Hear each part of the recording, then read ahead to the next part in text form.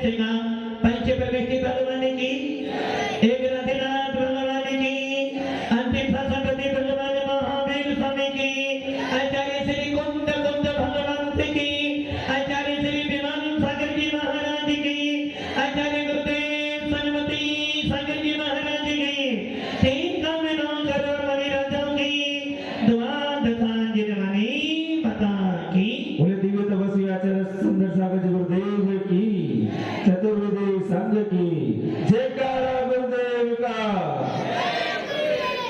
भव्य आत्माओं अंतिम शासनपति भगवान महावीर जिनके शासन काल में हम सब अपनी आत्मा को भगवान बनाने का पुरुषार्थ कर रहे हैं। भगवान महावीर जिनके शासन में आने के बाद हमको आत्मा से भगवान बनने का उपदेश मिला।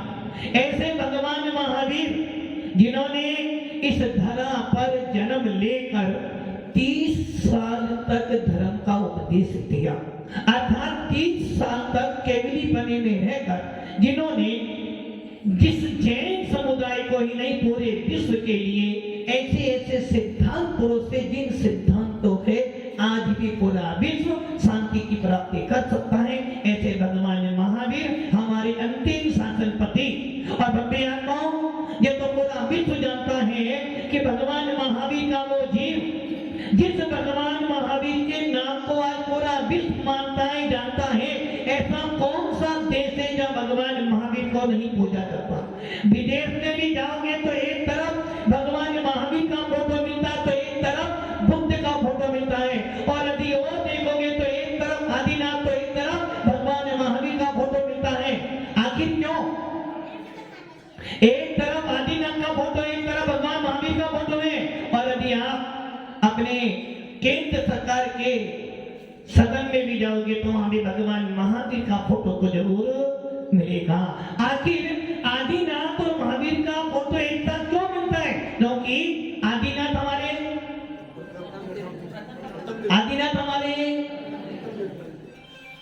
थोड़ा सा विचार करो, आदिनाथ प्रथम हो, कोई अंतर नहीं पड़ने वाला। भगवान आदिनाथ से हमारा जैन शासन नहीं है और भगवान महावीर से भी हमारा जैन शासन नहीं है, क्योंकि जैन शासन अनादि निधन है। आदिनाथ जैसे भी अनेक तीर्थंकर हो चुके हैं और महावीर स्वामी जैसे भी अनेक तीर्थंकर हुए हैं और तीर्थंकर होते चले जाएंगे। भव्य आत्माओं किंतु फिर भी आदिनाथ और महावीर का फोटो हिस्सा क्यों मिलता है? क्योंकि ये वही महावीर हैं जो भगवान आदिनाथ के कुल में पैदा हुए थे। ये वही आदिनाथ का कुल था जिस कुल में मारीची भरत का पुत्र बना था और आदिनाथ के साथ में मुनि बना था। लोग कहते हैं कि जैन शासन की शुरुआत कहां से हुई है? आपके छोटे छोटे बच्चों को और जितने बड़े बड़े बच्चे बैठे हैं सबने स्कूल में पढ़ाई करिए, सबको क्या पढ़ाया गया है कि जैन शासन के संस्थापक भगवान महावीर थे। इसका मतलब क्या हो गया कि जैन शासन सबसे शुरू हुआ जब से भगवान महावीर आए। और कुछ लोग कहते हैं कि आदिनाथ से जैन शासन शुरू हुआ। अरे भैया, ना शासन आदिनाथ से शुरू हुआ, ना शासन भगवान महावीर से शुरू हुआ। तीर्थंकर होते हैं, आते हैं, कुलकर की उपमा प्राप्त करते हैं, जिन शासन की प्रभावना करते हैं और विश्व को संदेश देते हैं। जैन शासन तो जब से संसार है तब से जैन शासन है, और जब तक संसार रहेगा तब तक जैन शासन जयवंत रहेगा। संसार कब से है? कैसे माना आप कहते हो अनादि काल से संसार है चेयरमैन जी, कैसे मालूम पड़ा अनादि काल से संसार है? किसने बताया आपको? शास्त्रों में। एक ध्यान रखना, कुमकुम स्वामी कह रहे हमारा शासन सुनी सुनाई बातों पर विश्वास नहीं करता है, हमारा शासन तो अनुभव की बातों पे श्रद्धान करता है। पंडित जी, प्रतिष्ठाचार्य जी, जैन संसार अनादि निधन है, अनादि काल से संसार चला रहा है और अंत तक कैसे मालूम पड़ा आपको? शास्त्रों की बात का इतना मूल्य नहीं है जितना मूल्य अनुभव का होता है। अरे भाई, अनुभव करो, मैं कब से हूं? पंडित जी कब से हो? पंडित जी कब से हो? जन्म से इस तरह पंडित जी कब से हो आप? पवन जी कब से हो आप? जब से जन्म लिया था जब से जन्म लिया। चेतन जी कब से हो आप? 84 लाख योनियों में जन्म लेके आप कब से हो? पंकज जी कब से हो आप? अनादिकाल से भटक रहे हैं। अनादिकाल से मैं जीव तत्व हूँ, अनादिकाल से। पंडित जी तो भी बने हो, चेयरमैन तो भी बने हो, किंतु मेरी भगवान आत्मा, मेरा जीव तत्व तो अनादिकाल से है और अनंत काल तक रहेगा। और हम ये जानते हैं संसार में जो ही जीव होते हैं, एक मुक्त जीव और एक संसारी जीव। इसलिए संसार कब से है? अनादि से और अनंत तक रहेगा। इसलिए जीव शासन भी अनादि से है, अनंत काल तक बना रहेगा।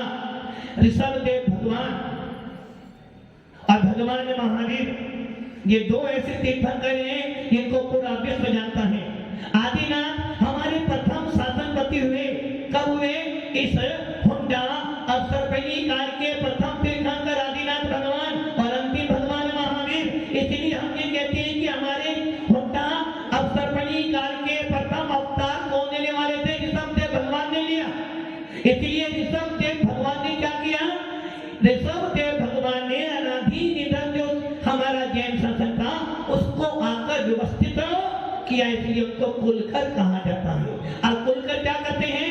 कुलकर कुल की परंपराओं को चलाते हैं। कुलकर जो होते हैं कुल की परंपरा को आगे बढ़ाते। और यही कारण रहा कि आदिनाथ भगवान ने जब अवतार लिया था उस समय तीसरा काल था, भोग भूमि का काल था। किंतु भोग भूमि का काल होने के बाद भी जैसे ही आदिनाथ का अवतार हुआ, कर्म भूमि में परिवर्तित हो गया। कब वृक्षों ने अपना प्रभाव करना कम कर दिया और देखते देखते आदि कुमार ने प्रजाओं को संसार को चलाने की कला सिखाई और 6 कर्म बताए ताकि तुम संसार में रहकर अपना पेट पालन करें और धर्म की शिक्षा दी। ऐसे आदिनाथ भगवान ने दीक्षा ली, केवल ज्ञान की प्राप्ति की और कैलाश पर्वत से मोक्ष पधारे। ऐसे आदिनाथ भगवान हमारे इस काल के प्रथम तीर्थंकर और भगवान महावीर हमारे अंतिम तीर्थंकर हैं। बाबी आत्माओं, अयोध्या किसकी है? अयोध्या अयोध्या किसकी है? कन्हैयालाल जी, अयोध्या किसकी है? तीर्थंकरों की अयोध्या नहीं है। अयोध्या तो अनादि निधन है। और बब्बे आपको आज पूरा विश्व जिस अयोध्या के पीछे लाखों जीवों ने अपने सर कटाए थे, जिस अयोध्या के लिए लाखों जीवों ने अपने प्राण दिए थे, ऐसी उस अयोध्या में आज विश्व का एक सुंदर मंदिर बनने जा रहा है। वो कौन सा मंदिर बनने जा रहा है? कौन सा मंदिर? कौन सा मंदिर?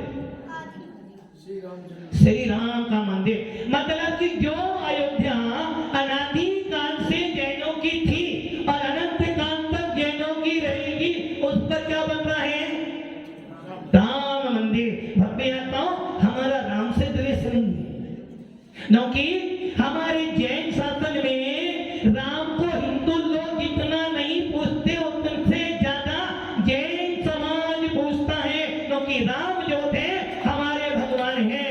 लोग कहते हैं कि जैन मात्र तीर्थंकरों को पूछते हैं। अरे भैया, राम को नहीं पूछते, हम तो हनुमान को भी पूछते हैं। और हनुमान के बाद छोड़ो, हम तो रावण जैसे पापी को भी तीर्थंकर मानकर पूछते हैं। भव्य आत्माओं, जैन शासन में राम को भगवान माना है, हिंदू लोग को राजा मानकर पूछते हैं, किंतु जैन शासन को भगवान मानकर उनको पूछता है। और ऐसे भगवान राम जिन्होंने मांगी तुंगी से मोक्ष प्राप्त किया, और ऐसे वो राम जिन्होंने अयोध्या में जन्म लिया, क्योंकि वो जानते थे आदिनाथ हमारे गुरु हैं, क्योंकि राम के गुरु भी आदिनाथ थे, क्योंकि तीर्थंकर जो होते हैं 3 लोक के स्वामी होते हैं। ऐसे राम जिन्होंने मुनि सुबोधनाथ भगवान के काल में, और मुनि सुबोधनाथ भगवान कब आते हैं? आदिनाथ के कितने बार? 20वां नंबर आता है मुनि सुबोधनाथ का। पहला नंबर किसका आता है? आदिनाथ का। जब जब जब जब जैन शासन का इतिहास लिखा जाएगा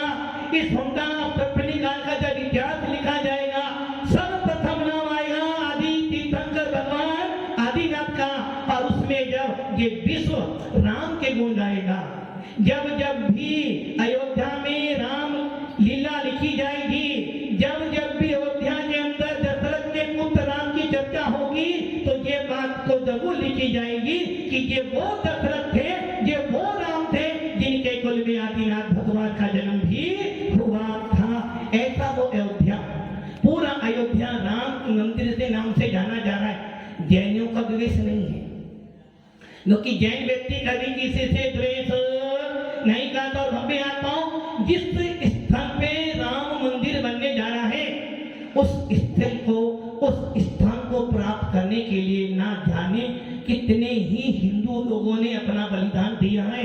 मात्र हिंदुओं ने नहीं दिया, जैनों ने भी दिया है। क्योंकि जैन समाज ये कहती है जब भी कोई धार्मिक कार्यक्रम हो तो जैन समाज तो अपना योगदान देती ही देती है। और भव्य आत्माओं, आज वो राम मंदिर विश्व स्तर पर बनाया जा रहा है। जिस राम प्रभु का मंदिर अयोध्या में बनाया जा रहा है, जैन शासन भी कहता है कि राम का जन्म अयोध्या में हुआ था। जैन शासन भी आचार्य रवि सेन, आचार्य पद्म पुराण में कहते हैं राम का जन्म अयोध्या में हुआ। और जब जन्म हुआ था तो पूरा जैन समुदाय ने बड़ा आनंद बनाया था। वो राजा दशरथ जिनके घर में 4 पुत्र हुए, भरत जैसा पुत्र भी हुआ और राम जैसा सूरवीर जिसने रघुवंश की पताका को फहराया था, ऐसे राम अयोध्या में जन्म लेते हैं। किंतु भव्य आत्माओं, राम भी कह रहे हैं, राम भी कह रहे हैं मेरा मंदिर बना रहे हो सुंदर, किंतु मेरे पूर्वज जो हैं, जो तीर्थंकर आदिनाथ हैं, उनका मंदिर भी मेरे से सुंदर बनना चाहिए। जो कि हमारे यहाँ तीर्थंकरों का गुणगान गाया गया है, समूह शरण भी तीर्थंकरों का होता है। राम केवली बने, राम केवली बने। और जिस समय राम पर जिस समय देश भूषण कुलभूषण साधना कर रहे थे, उपसर्ग हुआ तो राम ने उनका उपसर्ग दूर किया। और उस उपसर्ग दूर होने से उनके अंदर भी वैराग्य की भावना बढ़ी और उन्होंने मुनि मुद्रा धारण कर इस संसार के सारे काम छोड़कर परम सिद्ध पद को प्राप्त किया।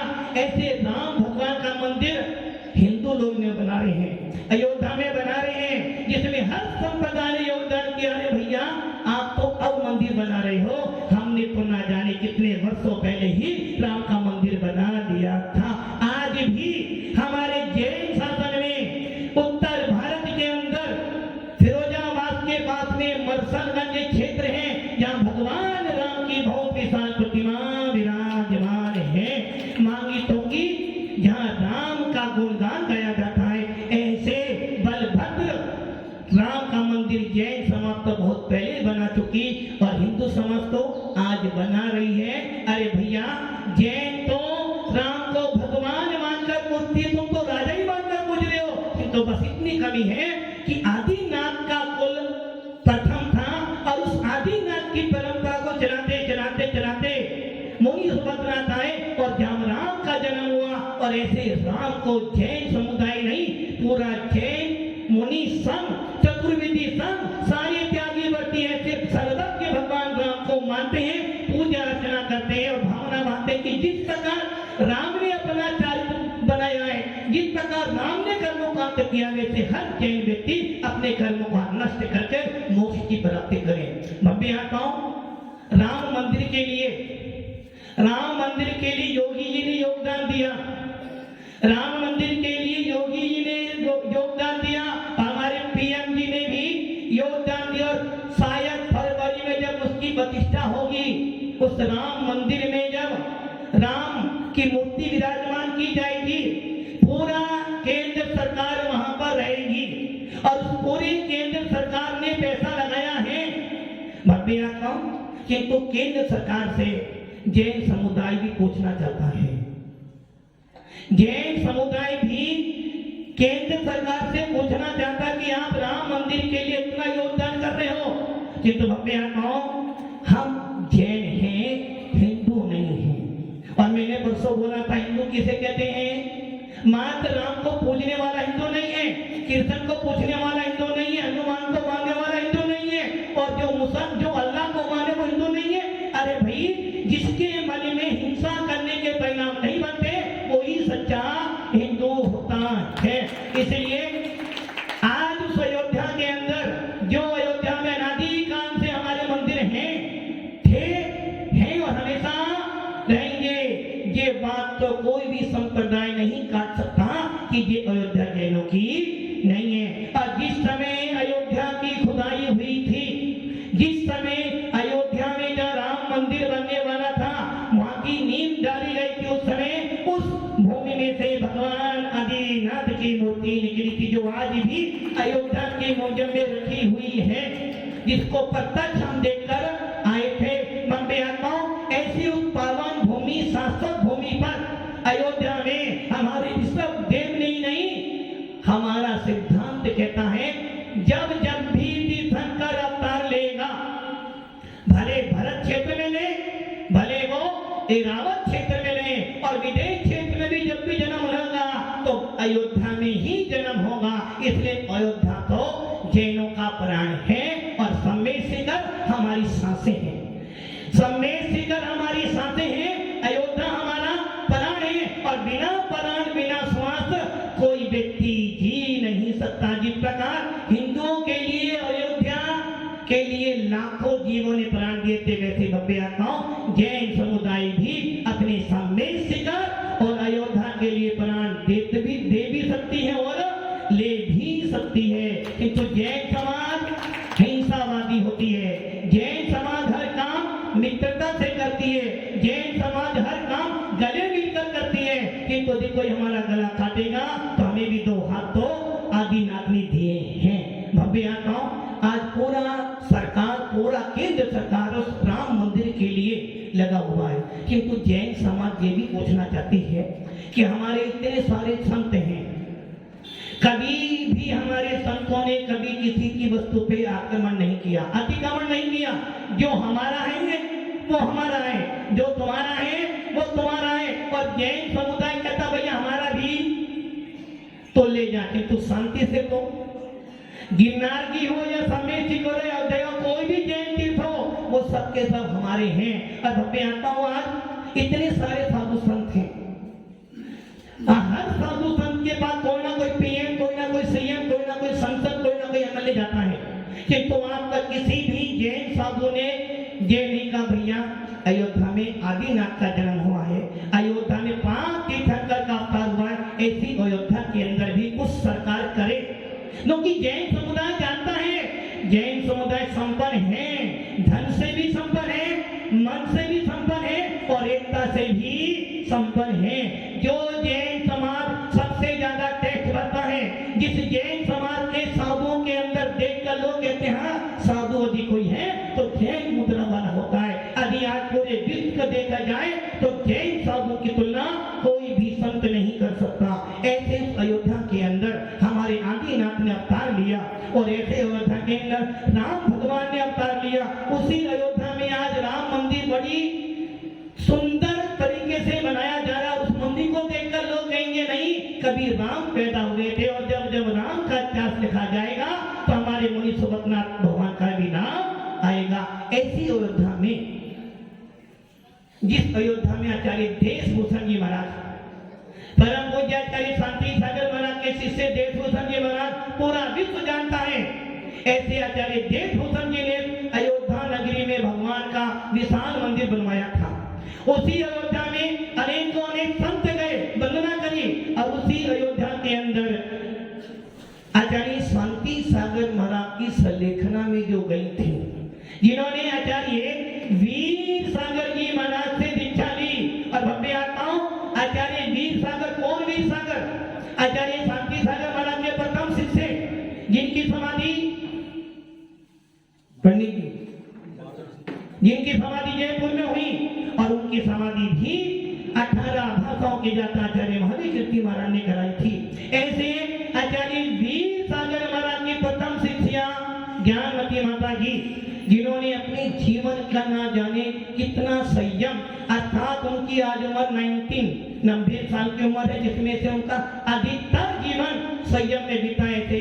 आरिका ज्ञानवती माता जी ने उस अयोध्या में जाकर भगवान आदिनाथ का सुंदर मंदिर बनाने की भावना लगाई है, जिसमें हमारी जैन समाज नहीं, हमारे समस्त साधु संत भी उनका सहयोग कर रहे हैं। ऐसे अयोध्या में माता जी की प्रेरणा से और जैन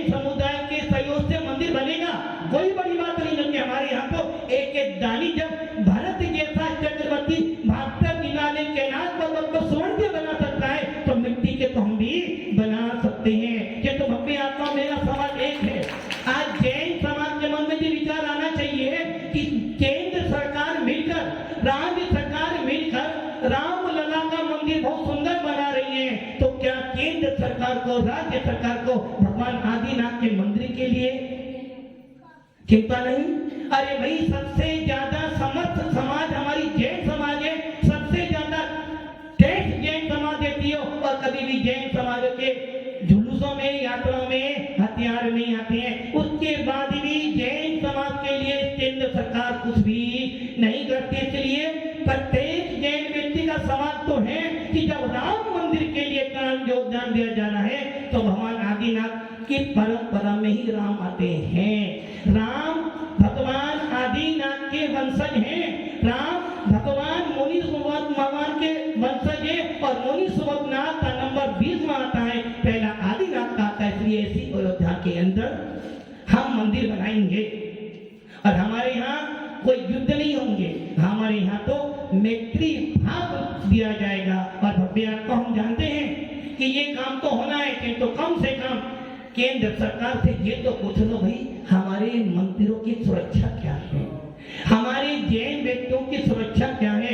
कभी गिरनार तो कभी अयोध्या तो कभी सम्मेद शिखर पर आक्रमण करते हो। अरे भैया हम भी शांति से रहें, तुम भी शांति से रहो। और अभी जो सुन रहे थे, राम मंदिर के लिए जैनों ने भी योगदान दिया है, हर कौम ने योगदान दिया है। तो भैया जैन शासन आपसे धन नहीं मांगता, कम से कम जैनों के तीर्थों की सुरक्षा तो दो। और जब ये मंदिर बन जाएगा, भगवान आदिनाथ का 84 खंड का महल, जिस प्रकार भगवान महावीर का महल नंदावन महल का बना है, कुंडलपुर में बना, हमेशा ही अयोध्या में जब 84 खंड का महल बन जाएगा तो उस राम मंदिर को देखेंगे जो लोग आएंगे वो भी कहेंगे भैया जब राम का मंदिर इतना सुंदर है तो आदिनाथ तो प्रथम तीर्थंकर उनका मंदिर तो वैसे भी सुंदर बनेगा। तो हम सब भी अपने जैन शासन की प्रभावना है तो, और जो आरिका ज्ञानवती माता जी ने प्रेरणा दी है, प्रेरणा उनकी है, और साथ पूरे साधु संतों का, पूरी समाज का है। तो अयोध्या में भी भगवान आदिनाथ के ऐसे सुंदर मंदिर बनेंगे। भरत जैसे और 101 पुत्र जिनके हैं, जिनका प्रथम कामदेव बाहुबली पूरे विश्व को संदेश देता है, जिन बाहुबली की प्रतिभा देखकर पूरा विश्व कहता कि जैन शासन था है और हमेशा रहेगा। ऐसे भगवान कामदेव बाहुबली, प्रथम चक्रवर्ती भरत और प्रथम मोक्षगामी अनंत वीर्य भगवान, ऐसे कुल में 101 पुत्र और भ्रमरी सुंदरी जैसी 2 आरिका कौन, ऐसे ही सब देव भगवान के लिए जितना हो उतना सहयोग करो। और भावना हो कि आत्मा हमारे जैन मंदिर सुरक्षित रहे, और हम भी भगवान आदिनाथ जैसी, भगवान महावीर जैसी और भगवान राम जैसी साधना करके मोक्ष प्राप्त करें। ओम नमः सिद्धेश्वराय। पूजा श्री सुंदर सागर।